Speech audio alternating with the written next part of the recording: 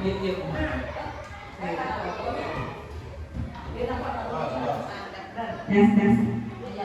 Jadi ditarik.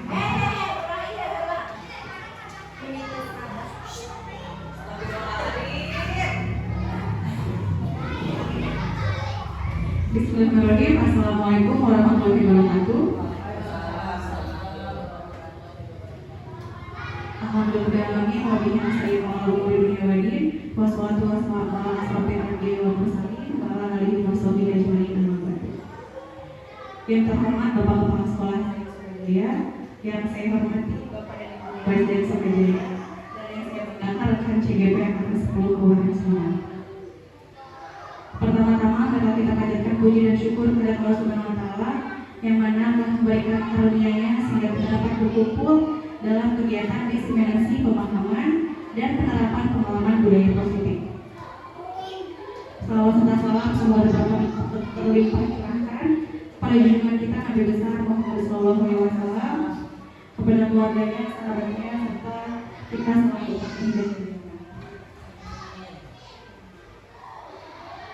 Bapak Ibu guru sekalian, hari ini izinkan saya memaparkan beberapa agenda kegiatan. Yang pertama itu pembukaan, yang kedua itu sambutan dari kepala sekolah, yang ketiga acara inti diseminasi pemahaman dan penerapan pengalaman positif, dan yang terakhir adalah penutup. Sebelum acara seperti biasa, saya akan menyampaikan pantun. Menyampaikan pantun, tolong dijawab dengan cakep ya. Embun datang bunga muntung, kumbang berduri bisa melati. Kuucapkan assalamualaikum, semoga presentasi ini memberi arti. Terima kasih Bapak Ibu semuanya atas antusiasnya. Selanjutnya itu kita buka acara ini dengan membaca basmalah. Berikut selanjutnya untuk mengefektifkan waktu, sambutan dari Bapak Kepala Sekolah kepada yang dipersilakan.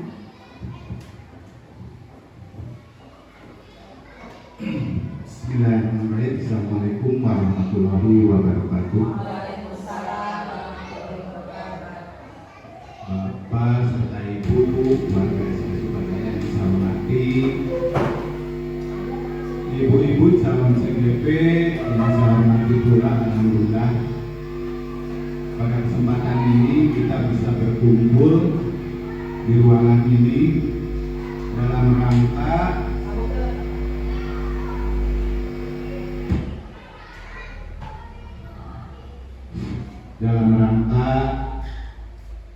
pemaparan diseminasi pemahaman dan penerapan pengalaman budaya positif. Yang pertama yaitu oleh Ibu Retno, yang kedua oleh Mbak Dewi. Alhamdulillah pada kesempatan ini mungkin di sesi keberapa? Ketiga. Di sesi ketiga CGP ini yang dari SD Sukajaya, alhamdulillah 2 orang. Mudah-mudahan perjalanan yang akan ditempuh selama 6 bulan diberi kelancaran dan kesehatan. Ya, saya selaku Kepala Sekolah SD Sukajaya sangat mendukung sekali, menunjang kepada CGP yang ada di SD Sukajaya. Mudah-mudahan bisa membawa di SD Sukajaya itu bisa membawa kepada teman-temannya, terus kepada anak didik bisa menyampaikan apa-apa yang seharusnya oleh ibu-ibu CGP ini dikerjakan. Mudah-mudahan SD Sukajaya ini lebih maju lagi setelah ada CGP yang lainnya juga. Mudah-mudahan bisa membawa anak didik kita lebih jauh lagi ya, ya pendidikannya, perannya, supaya tidak terlalu menyita waktu. Itu saja yang bisa saya sampaikan. Silahkan untuk menyampaikan apa-apa oleh CGP. Ditutup dengan wabillahi taufiq wal hidayah. Wassalamualaikum warahmatullahi wabarakatuh. Terima kasih kepada Bapak Mahasiswa yang telah memberikan sambutan. Untuk kegiatan selanjutnya yaitu langsung saja mungkin ke kegiatan ini ya. Untuk pemaparan pertama akan disampaikan oleh Ibu Retno.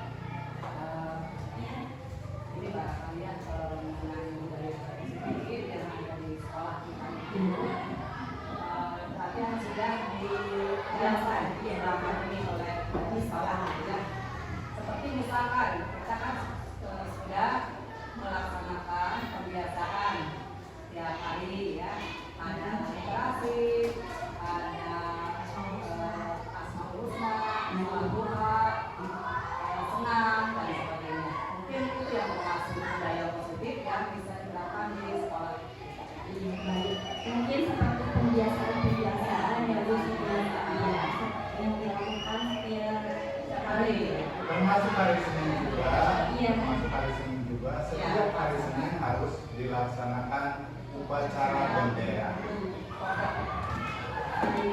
Mungkin itu ya Bapak Ibu budaya positif, sesuatu yang sudah diterapkan di sekolah SD kita, ya itu sholat duha ya sudah menjadi kebiasaan, ya yang sudah menjadi kebiasaan. Kemudian ada juga ya yang sapa yang bertemu senyum itu ya baik. Selanjutnya di sini ada konsep inti untuk menciptakan budaya positif. Yang pertama ada perubahan paradigma belajar, dan yang kedua budaya positif, yang ketiga nilai-nilai kebajikan, yang keempat kebutuhan dasar manusia, dan yang kelima motivasi perilaku manusia, yang keenam posisi kontrol guru, yang ketujuh keyakinan kelas, yang kedelapan segitiga institusi. Nanti kita akan membahas satu persatu ya. Selanjutnya di sini ada permainan, cobalah buka ya Bapak Ibu. Di sini saya membutuhkan dua rekan Bapak Ibu yang bersedia untuk menjadi yang A yaitu tugasnya adalah yang A tugasnya yaitu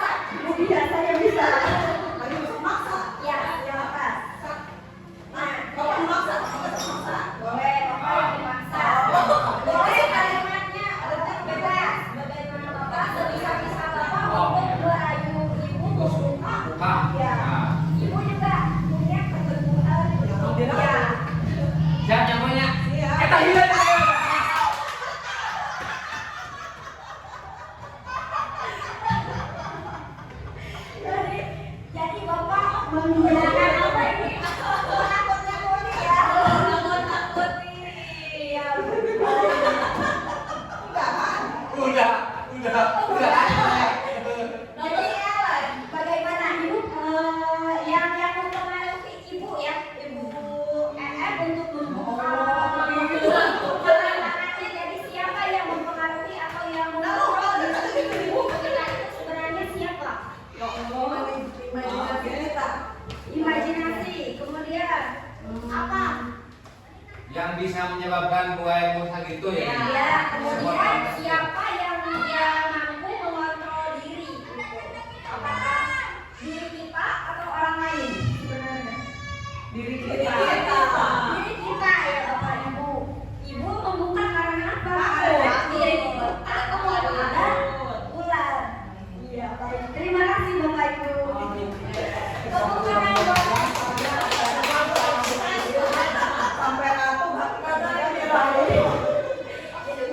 Baik, selanjutnya. Di sini ada miskonsepsi tentang teori kontrol, yaitu yang pertama, ilusi guru mengontrol peserta didik ya. Jadi di sini guru yang mengontrol peserta didik ya. Jadi peserta didik itu yang dikontrol oleh guru. Padahal tadi kan kita tahu yang dari proses mengepalkan tangan tadi bahwa yang mengontrol diri itu siapa? Diri kita. Sedangkan di sini ada miskonsepsi bahwa di sini guru yang mengontrol peserta didik. Kemudian ada lagi ilusi bahwa kritik dan membuat rasa bersalah menguatkan karakter. Di sini kadang kita kalau misalkan siswa kita membuat kesalahan atau apa itu, kita pasti mengkritik dan membuatnya menjadi merasa bersalah untuk menguatkan karakter. Padahal di situ hanya akan membuat anak menjadi down ya.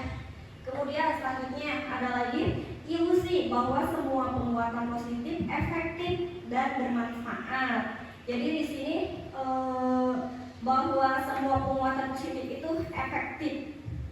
Dan selanjutnya ilusi bahwa orang dewasa berhak memaksa, seperti halnya tadi guru yang mengontrol peserta didik, yang memaksa peserta didik untuk seperti apa yang guru itu mau ya.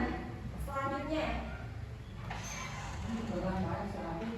di sini bagaimana seseorang bisa berubah dari paradigma stimulus respon kepada pendekatan teori kontrol.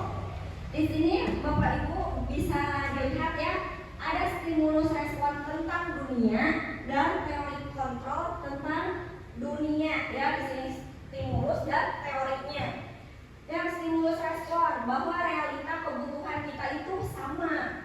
Tetapi menurut teori kontrol dunia bahwa realita kebutuhan kita itu berbeda ya Bapak Ibu. Kemudian selanjutnya semua orang melihat hal yang sama. Padahal menurut teori kontrol dunia setiap orang memiliki gambaran yang berbeda. Kemudian selanjutnya kita mencoba mengubah orang agar berpandangan sama dengan kita. Padahal kita berusaha memahami pandangan orang lain tentang dunia menurut teori kontrol. Kemudian perilaku buruk dilihat sebagai suatu kesalahan. Dan menurut teori kontrol semua perilaku memiliki tujuan. Kemudian orang lain bisa mengontrol saya. Menurut teori kontrol hanya Anda yang bisa mengontrol diri Anda, seperti halnya yang tadi yang kita mengatakan akan kita. Kemudian saya bisa mengontrol orang lain, padahal diri kita pun mampu mengontrol orang lain. Seperti halnya tadi Bapak yang bisa mengontrol ibu, padahal ibu sendiri yang mengontrol karena beliau tetap berat. Kemudian pemaksaan ada pada saat rujukan gagal. Dan menurut teori kontrol dunia, kolaborasi dan konsensus memiliki pilihan-pilihan baru.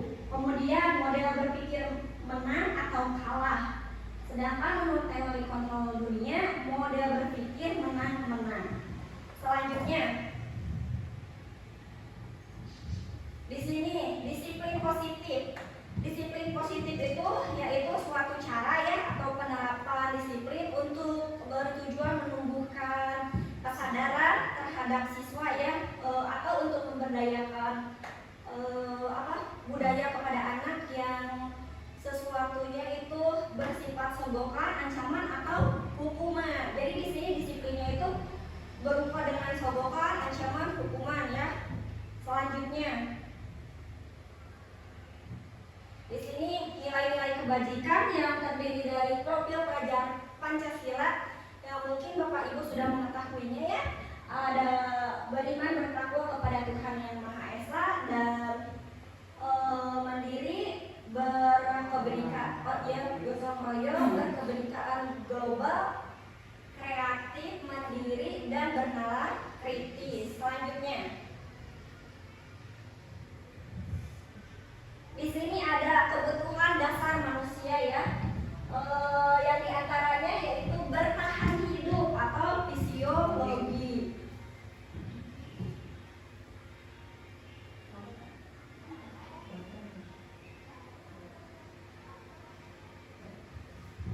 Selanjutnya, kasih sayang dan rasa diterima, yaitu fisiologi, psikologis ya.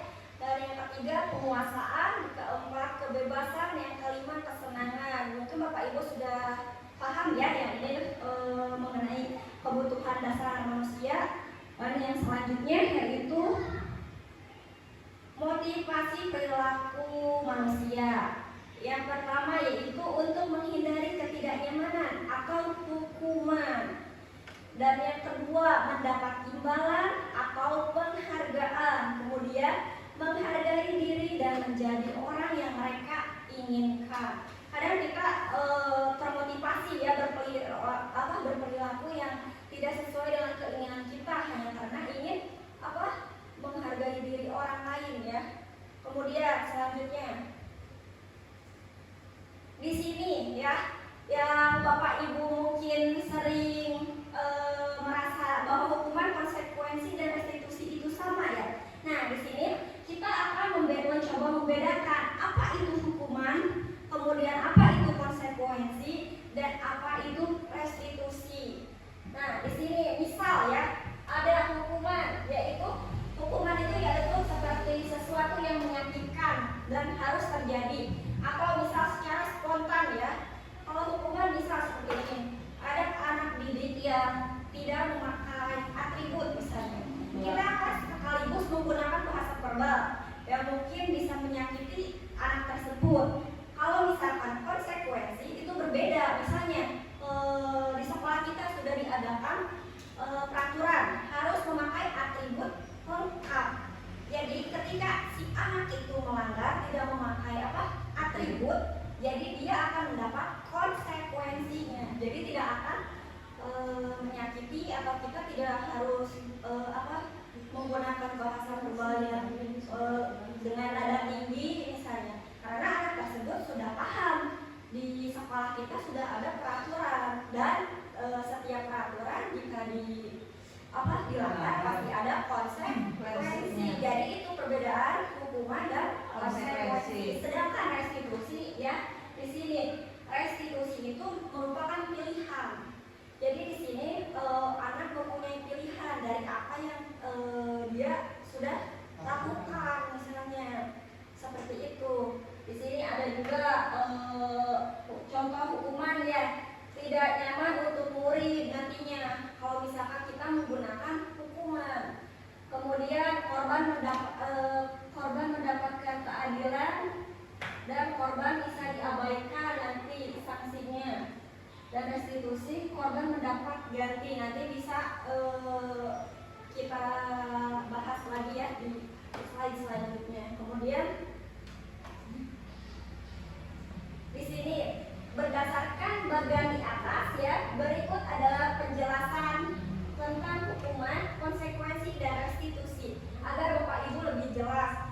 Ini ada pengertian dari hukuman agar Bapak Ibu tidak tertukar lagi mana yang termasuk hukuman, mana yang termasuk konsekuensi, mana yang termasuk restitusi. Di sini hukuman yaitu tidak terencana seperti yang tadi saya bilang dan bersikap satu arah, bisa berubah berupa hukuman fisik, psikis, atau kata-kata seperti ya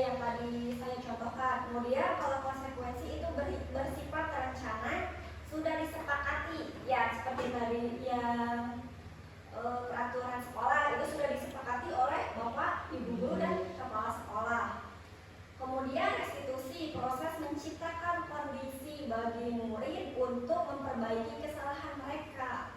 Jadi di sini setelah konsekuensi kita mencari tahu bagaimana caranya agar menciptakan kondisi yang lebih memperbaiki kesalahan siswa. Nanti ada di bagian segitiga restitusi ya. Kemudian selanjutnya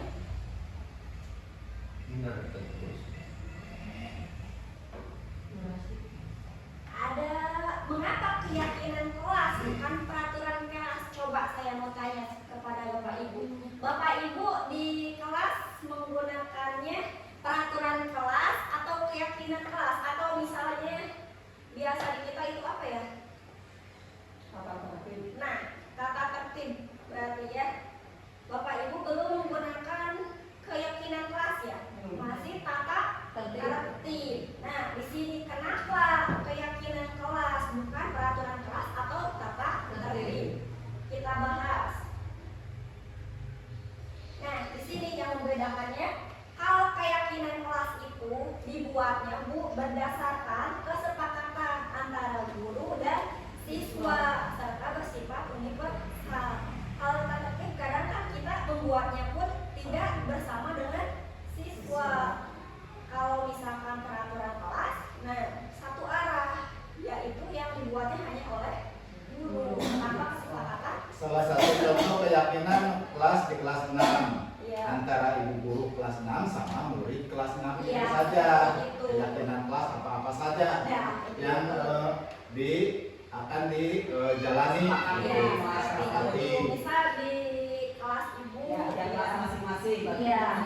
Kalau tata tertib sekolah itu kan global, oleh Iya. semua murid dari kelas 1 sampai kelas 6. Itu saja mungkin ya. baik, terima kasih. Iya, Iya. keyakinannya bersifat spesifik ya antara guru kelas dengan Iya. kelas tersebut.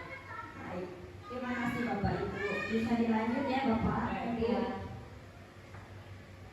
Selanjutnya, adapun prosedur pembentukan keyakinan kelas di sekolah ya Bu atau di kelas, agar nanti Bapak Ibu bisa merubahnya menjadi keyakinan kelas ya, yang tadinya peraturan kelas gitu, agar siswa pun aman dan nyaman. Di sini yang pertama, mempersilahkan warga sekolah atau siswa untuk mencurahkan ide tentang peraturan yang akan disepakati. Jadi benar-benar dari hati mereka apa yang tercurah di sini, tujuannya agar menciptakan kenyamanan ya Bu saat pembelajaran atau proses pembelajarannya. Kemudian selanjutnya mencatat semua masukan. Dan yang ketiga, ganti kalimat negatif menjadi positif. Kemudian tinjau kembali curahan pendapat yang terkumpul dan susun menjadi keyakinan kelas atau sekolah. Kemudian meninjau dan menyetujui dengan menandatangani. Dan yang selanjutnya, keyakinan kelas ditempel di dinding kelas atau sekolah. Kemudian selanjutnya akan disampaikan oleh Ibu Dwi. Terima kasih. Wassalamualaikum warahmatullahi wabarakatuh.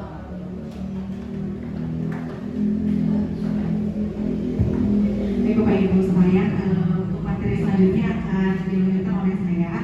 Seperti yang sudah disampaikan oleh Bu Lono tadi, saya di sini bukan untuk menggurui, karena saya yakin Bapak Guru di sini semuanya sudah sangat hebat, sudah senior ya. Saya hanya ingin sedikit memaparkan ilmu yang saya dapatkan di CIP. Untuk tadi oleh Bu Lono sudah dijelaskan tentang apa itu hukuman, punishment, kemudian konsekuensi dan restitusi. Ya.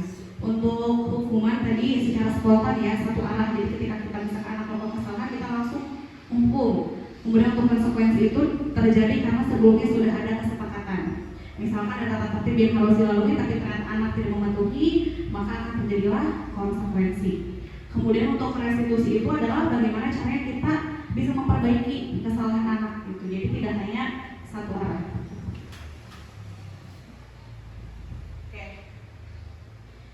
Nah, untuk sekarang saya akan menjelaskan tentang posisi kontrol restitusi. Di sini ada 5 hal. Yang pertama ada penghukum, kemudian Membuat rasa bersalah kita sebagai teman, sebagai pemantau, dan sebagai manajer. Sebenarnya kelima hal ini itu memang pasti sudah dilakukan oleh Bapak Ibu guru sekalian di keseharian kita yang di kelas masing-masing. Apalagi kita memiliki banyak anak yang memang unik-unik gitu. Setiap anak itu unik, punya ciri yang berbeda-beda. Si anak si A begini, si B begini. Pasti kelima ini secara tidak sadar sudah pernah kita lakukan. Untuk penghukum atau punishment-nya ini, hukuman ini bisa berupa menggunakan fisik ataupun verbal. Tapi memang untuk zaman sekarang sepertinya sudah sangat tidak terjadi ya, tidak pernah terjadi untuk penghukuman secara fisik. Apalagi sekarang memang banyak undang-undang tentang perlindungan anak dan lain-lainnya. Apalagi di mana guru ini serba salah gitu ketika kita tegas terhadap anak. Kadang ada misalkan ada orang tua murid yang memang salah paham, tidak terima seperti itu.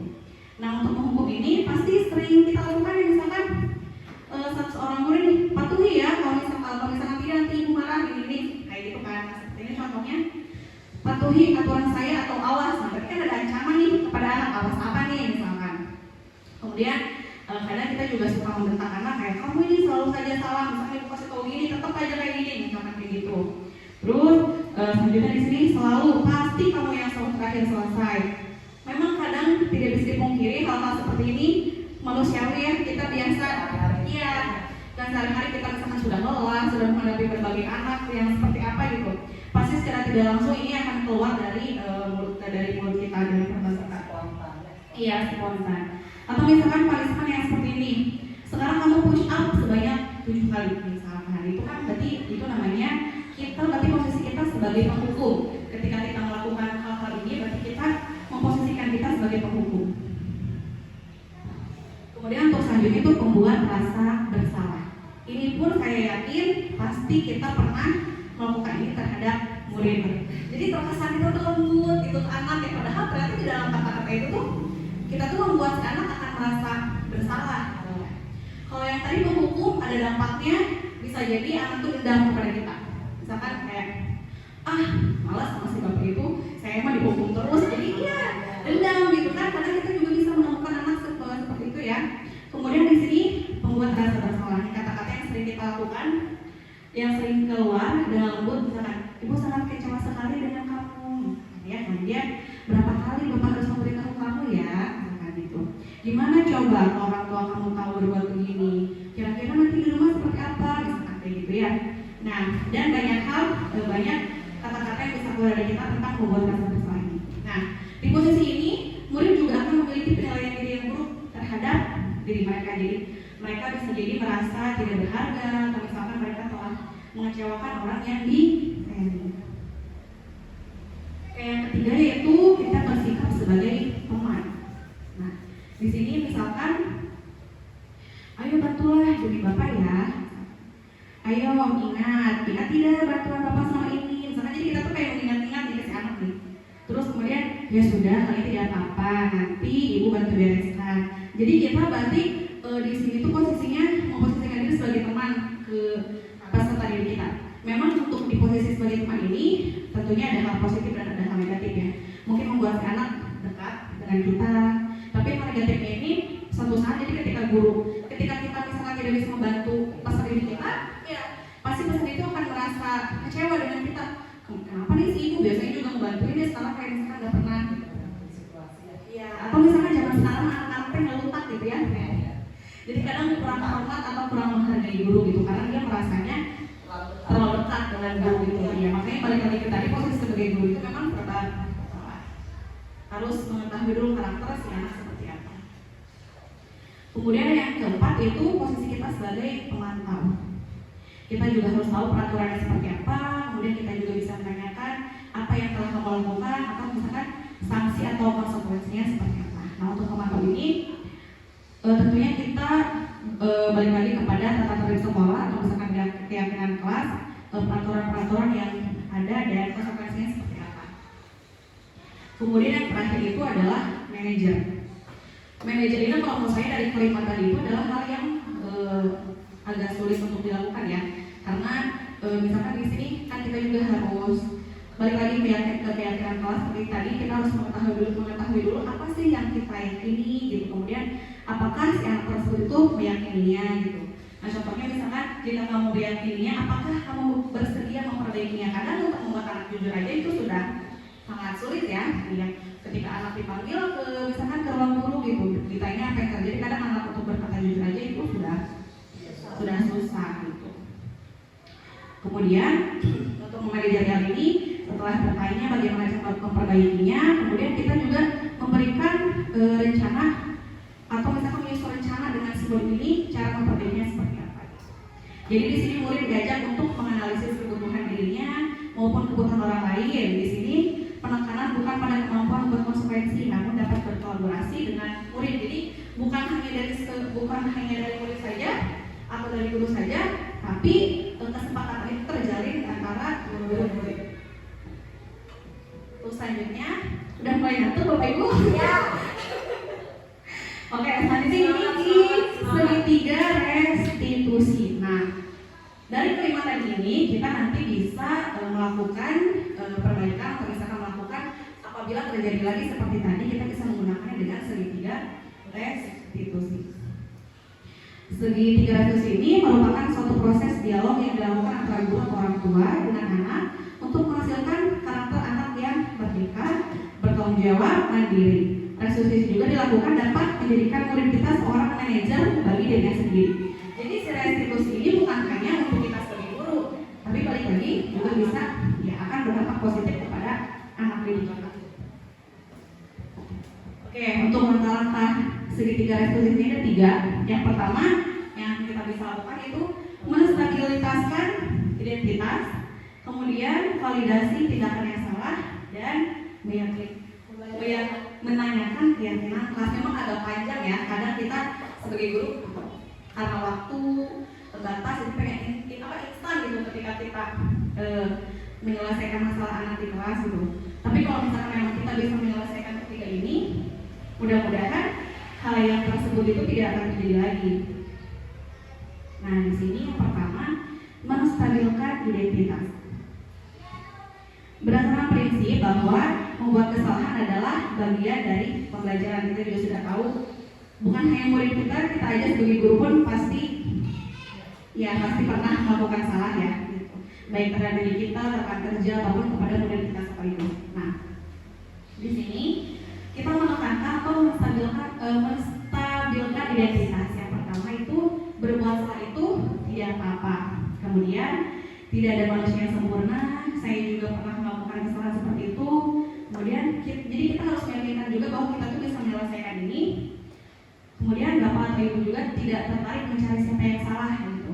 Tapi Bapak Ibu juga ingin mencari solusi dari permasalahan ini. Jadi kita diskusi anak tuh bisa misalkan Ibu di sini bukan untuk mencari siapa yang salah, tapi kita mari cari solusi bersama-sama kalau seperti apa. Kemudian si anak juga berhak untuk merasa seperti itu. Misalkan si anak merasa jadi korban atau merasa dia memang salah gitu. Jadi si anak berhak untuk mempunyai rasa seperti itu. Kemudian apakah kamu sedang menjadi teman yang baik untuk dirimu sendiri gitu. Jadi refleksi ke diri dia sendiri gitu. Untuk selanjutnya yaitu validasi tindakan yang salah. Berdasarkan prinsip bahwa setiap perilaku memenuhi suatu kebutuhan tertentu. Nah, di sini kita bisa menggunakan contoh kata-kata ini ketika kita menghadapi murid kita yang sedang bermasalah di kelas. Misalkan ada saja yang si A mengganggu si B ketika belajar. Kadang kita hanya memberikan konsekuensi kepada si orang yang mengganggunya saja. Tapi dengan segitiga restitusi ini kita bisa memanggil keduanya gitu. Cara memperbaikinya seperti apa? Untuk validasi tindakan yang salah di sini, misalkan padahal kamu bisa ya melakukan yang lebih buruk dari ini gitu. Kayak berarti kita memberikan bahwa memang si anaknya yang salah, tapi kita bisa memberikan lagi bahwa sebenarnya dia itu bisa lebih berbeda atau bisa lebih dari ini. Kemudian kamu pasti punya alasan ya mengapa melakukan hal seperti itu, karena biasanya kita ada sebab akibat. Misalkan si A menjeli si B malah berkata-kata kasar gitu kan, yang terlihat sama kita pasti kan si B nih yang ketika marah-marah. Pas di awal mungkin kita akan fokusnya ke si B, padahal si B ini kenapa dia bisa marah-marah, pasti akan ada alasannya mengapa dia melakukan seperti itu. Kemudian kamu boleh mempertahankan sikap itu, tapi kamu harus menambahkan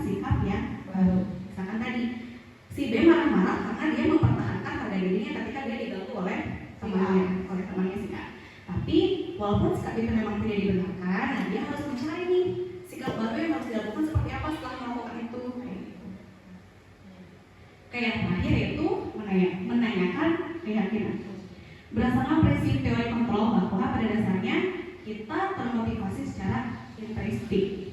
Nah, kayak tadi balik lagi ketika kita sudah menstabilkan identitas sama, kemudian yang kedua tuh sudah validasi tindakan yang salah, nah yang terakhir baru menanyakan keyakinan. Karena ketika kita sudah membuat keyakinan di kelas, kita bisa tanyakan lagi nih ke anak, apa sih yang kita percaya sebagai kelas atau keluarga gitu. Kan kita sebagai sesama teman harus saling menghargai, harus saling menghormati. Jadi kita pertanyakan kembali tentang keyakinan-keyakinan itu yang ada di kelas. Kemudian apa nilai-nilai umum yang kita telah sepakati, terus apa bayangan kita tentang kelas yang ideal itu seperti apa, dan juga kamu tuh mau menjadi orang yang seperti apa, kayak gitu. Itu untuk menanyakan keyakinan. Nah di sini ada contoh penanganan kasus menggunakan segitiga restitusi. Mungkin untuk contoh kasus ini sebenarnya Bapak Ibu juga di kelas memang sudah pasti ada ya. Mungkin pagi ini juga di kelas ada yang seperti itu misalkan. Apalagi kadang di kelas misalkan di kelas rendah, di kelas 1, di kelas bawah, di kelas 1, kelas 2 gitu kan, kadang mereka juga belum ngerti sama keyakinan kelas seperti apa gitu. Berbeda dengan di kelas tinggi yang mereka tuh memang sebenarnya sudah sadar akan keyakinan kelas itu, tapi kadang mereka pun tidak bisa mengontrol emosi gitu. Iya, tidak bisa mengontrol. Ada dan tidak ada guru saja di kelas, mereka akan seperti itu, apalagi dengan tidak ada guru di kelas kayak gitu. Jadi memang harus benar-benar ditanamkan tentang keyakinan kelas. Nah, Bapak Ibu, di sini bisa kita baca dulu. Di sini ada kasus di saya rangkum saja ya. Jadi si Anto dan si Dono ini mereka sedang bermain di lapangan basket, gitu. Kemudian si Anto ini adu mulut gitu dengan Dino, dan mereka tuh terjalin kontak fisik gitu, ribut gitu ya, sehingga membuat si kancing si bajunya si Dino ini terlepas. Jadi si Dino ini otomatis akan marah dong. Nah, Dino marah terhadap Anto karena Anto sudah melepas kancing baju yang secara tidak sengaja. Mereka ributlah. Kemudian saat itu guru datang. Menurut Bapak Ibu yang mana dulu nih yang akan dimarahin? Si Anto atau melepaskan kancing ya. Jadi di sana nanti ada si Anto dan si Dino. Anto tidak sengaja melepaskan kancing mungkin karena emosi, karena berkali-kali dengan Dino. Tapi Dino juga berhak marah. Karena apa? Ya karena kancing dia sampai terlepas gitu kan. Dia tidak mungkin datang ke rumah dengan kondisi kancing terlepas gitu. Pasti kan dia sampai rumah orang tua juga akan bertanya-tanya ini kenapa di sekolah gitu kan. Nanti balik lagi ke guru-guru juga ya. Akan kena repot, makanya sebisa mungkin diselesaikan di sekolah seperti itu. Nah, di sini posisi kontrol apa nih yang akan dipraktikkan oleh kepala sekolah atau misalkan Ibu Suti, Ibu guru yang tadi dijelaskan di kasus pertama ini, sehingga akan ada nantinya akan ada kesimpulan gitu. Seperti ini. Pada tahap awal, Bu Suti berupaya menenangkan keduanya, terutama Dino. Bu Suti mengatakan, Dino, sepertinya kamu saat ini sedang marah sekali. Kemudian Ibu Suti menjelaskan membuat kesalahan adalah hal yang manusiawi, seperti tadi nih yang kita sudah dilakukan di awal, itu adalah hal yang manusiawi. Dan mempertahankan diri adalah hal yang penting. Nah, itu merupakan tahap stabilisasi identitas. Jadi yang untuk penguatan pertama, hal yang salah itu manusiawi. Kemudian yang keduanya itu kita mempertahankan harga diri kita juga, itu hal yang penting seperti itu. Nah, kemudian setelah itu Ibu Suti juga menjalankan tahap menanyakan keyakinan dan langsung diikuti dengan validasi tindakan. Jadi kita di sini bisa mengambil kesimpulan bahwa Bu Siti telah menjalankan posisi kontrol sebagai manajer, bahwa Ibu Siti berhasil memandu siswa-siswa yang menuju solusi yang lebih baik dan mengajarkan mereka pentingnya berdamai dan belajar yang bersama. Jadi nanti solusi yang dilakukan itu adalah Dino dikeluarkan oleh Bu Siti untuk, jadi pas awal itu ditanya dulu kira-kira apa yang dilakukan Dino untuk memperbaiki kesalahan setelah melepas kancing Anto. Kira-kira apa? Bentuk tanggung jawab seperti apa yang dilakukan oleh Dino? Apakah maaf saja cukup Bapak Ibu? Tidak, tentunya harus dibarengi dengan tindakan apa? Tindakan yang untuk saat ini. Betul sekali, menjahit kancing. Iya, berarti bertanggung Jadi kan dia kan berarti kesalahannya melepaskan si kancing ini ya, dan kita harus menanamkan ke si anak itu untuk bertanggung jawab bahwa dia juga berarti harus menjahitkan kancing pada perempuan seperti itu. Tapi guru juga tidak berhenti sampai di sini, dia juga memberikan solusi lain, membantu si anak ini mencari di mana nih kita kira-kira harus menjahit bajunya, misalkan belajar di mana seperti itu. Baik dulu ke awawan. Ya, kebetulan kita ada ya. Iya, kamu bisa bersama ibu gurunya bersama-sama seperti itu. Kemudian, makanya dulu harus serba bisa ya, Bu. Tidak hanya mengajar, Ibu bapak oke. iya. Bapak juga bisa. Betul. Kemudian, nah si Anto ini setelah bajunya akan diperbaiki, otomatis Anto juga harus memaafkan Dino. Keduanya saling meminta maaf dan setelah itu berjanji atau berkeyakinan bahwa kedepannya tidak akan mengalami hal yang sama seperti itu. Iya, pada akhirnya alhamdulillah saling memaafkan. Nah di sini juga untuk kasus yang tadi ini ada beberapa nilai kebajikan yang dituju, misalkan kesetiaan terhadap teman juga tadi ada, kemudian empati ini juga akan muncul sehingga empati ini muncul pada Bu Suti mencoba memahami perasaan dan emosi Dino. Kemudian kesalahan adalah hal yang manusiawi. Kemudian tanggung jawab yang tadi bahwa kita harus memperbaiki apa yang sudah kita lakukan. Kemudian kerjasama, cooperation, kerjasama misalkan antara siswa dan guru bagaimana cara memperbaiki kancing yang lepas tadi. Kemudian kepemimpinan atau leadership. Jadi di Ibu Suti ini menunjukkan kepemimpinan dengan memberikan solusi konkret. Jadi tidak hanya memberikan solusi yang kamu harus ini tapi berarti tidak hanya teori. ya, nanti tidak hanya teori. Jadi kita ya langsung dilakukan dengan bukti konkret gitu. Sehingga masalah ini pun akan selesai pada saat itu juga. Jadi nanti anak tidak akan membawa ke rumah atau misalkan berlalu sampai besok dan besoknya lagi seperti itu. Nah itu mungkin tentang apa tadi restitusi. Terima kasih, langsung terima kasih. Nah Bapak Ibu alhamdulillah dalamin tadi sedikit pemaparan kami tentang budaya disiplin positif. Bapak dan Ibu barangkali ada yang ingin tanyakan atau ingin sharing juga, dipersilahkan boleh. Tapi kan tiap kelas pasti mempunyai kasus yang berbeda-beda, anak yang berbeda-beda, ada yang anaknya sedikit tapi wah masya Allah luar biasa di kelas seperti apa, atau misalnya ada yang anaknya banyak, kadang-kadang main aja. Maka dipersilahkan barangkali ada. Apalagi biasanya guru PJ suka banyak punishment ya. Biasanya kalau misalkan di kelas kita udah mulai udah gak kuat nih, udah gak sanggup nih, pasti kita akan menyerahkan kepada guru BP gitu ya. Kalau misalkan di SD kan gak ada BP, jadi pasti kita larinya ke kepala sekolah atau misalkan ke guru langsung yang biasanya laki-laki yang lebih ditakuti oleh peserta di bawah, lebih guru di bawah. Boleh ya satu ya. Boleh Bapak enggak? Ini sharing aja. Memang perlu pemecahan juga sih semacam itu. Seperti tadi pembiasaan dari awal saya menyimak itu hukuman, terus konsekuensi dan restitusi. Itu hukuman mungkin untuk sekarang lebih kesampingan gitu. Hukuman itu. Terus konsekuensinya itu sebetulnya yang pernah dialami juga, bahkan pernah kan waktu itu yang bicara kasar didenda 5.000 sepakat kan ke itu pernah. Cuman karena tidak ada kontrol berikutnya ya udah habis seperti itu. Nah, terus itu apalagi yang restitusi. Solusi apa merubah dan mengontrol berikutnya kan itu. Solusi merubah itu kan dengan kontrol itu.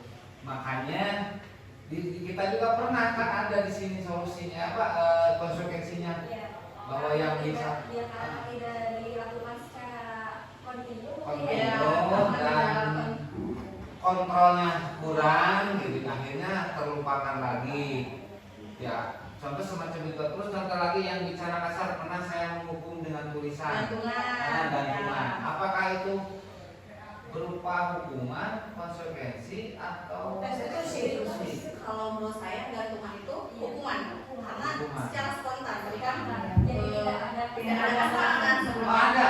Oh atau ada? Udah. Tapi di kelas 6 ya berarti itu konsekuensi kecuali diadakan secara spontan.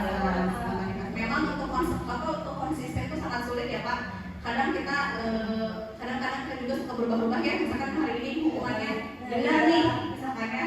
Besok kalau misalkan seperti itu lagi denda. Kadang kan kita juga nggak setiap hari ketemu sama anak yang bermasalah ini kan. Kalau kita bermasalah lagi ketemunya dengan guru yang lain gitu ya. Kadang memang sulit sih Pak untuk Terus satu lagi di upacara ya, yang tidak pakai atribut, itu kan sudah ada konsekuensinya bahwa akan melakukan bersih lapangan. Tapi kan diulang lagi gitu, ada aja gitu kan. Tidak jelas. Solusinya berarti itu solusi konsekuensinya dan apa yang terjadi restitusinya. Berarti itu yang harus bisa kita. Iya, memang itu yang harus kita gali, yang harus kita gali itu restitusinya seperti apa gitu. Apakah harus mengingatkan di dalam guru setiap hari Senin kepada orang tuanya? Itu bisa menjadi mitigasi ya, bisa menjadi mitigasi apa pencegahan ya, bisa menjadi pencegahan. Kita itu memang apalagi kalau anak usia SD itu memang masih perlu dikontrol sama orang tua di rumah, jadi mungkin bisa menjadi salah satu solusi untuk yang hari Senin bisa kita ingatkan di grup atau misalkan kita ingatkan di hari Sabtu atau ya hari Sabtu terakhir sekolah. Tapi memang konsistennya ini satu lagi. dari sekolah ini apapun itu seperti hukuman, konsekuensi dan restitusi itu sebenarnya yang menjadi musuh terbesar kita adalah konsistensi. Harus kontinu dan kembali lagi memang ke kita sendiri untuk menanamkan continuity itu, untuk menanamkan kebiasaan, konsistensi itu memang sulit. Memang harus ditanamkan oleh diri sendiri. Makanya mudah-mudahan kedepannya juga kita pada para bapak guru yang hebat ya bisa saling mengingatkan, bisa saling bekerja sama, berkolaborasi dengan baik untuk meningkatkan mutu pendidikan di SDN Sukaja ini, bukan hanya dari segi prestasi, tapi juga dari segi budi pekerti, akhlak dan lain seperti itu. Siap. Terima kasih pada Bapak Penjas. Barangkali Bapak Ibu sekalian ada yang mau disampaikan lagi atau memang sudah cukup? Oke, terima kasih banyak. Mudah-mudahan ilmu sharing sih, bukan kerjanya ini sharing, mudah-mudahan bermanfaat bagi kita semua. Ya, baik, langsung ditutup saja barangkali ya. Lupa saya ada pantun lagi ya. Dibuka dan ditutup dengan pantun. Tolong jawab dengan cakep lagi. Buah rambutan terasa basi. Sudah hilang semua nutrisi. Berakhir sudah saya presentasi. Mohon maaf jika bikin frustasi. Sebenarnya bukan frustasi tapi ngantuk. Baik, kita tutup acara kali ini dengan mengucapkan hamdalah. Wassalamualaikum warahmatullahi wabarakatuh.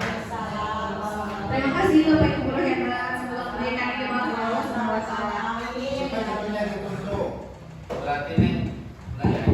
Berarti nemukan yang apa di samping konsekuensi konsekuensi berarti digali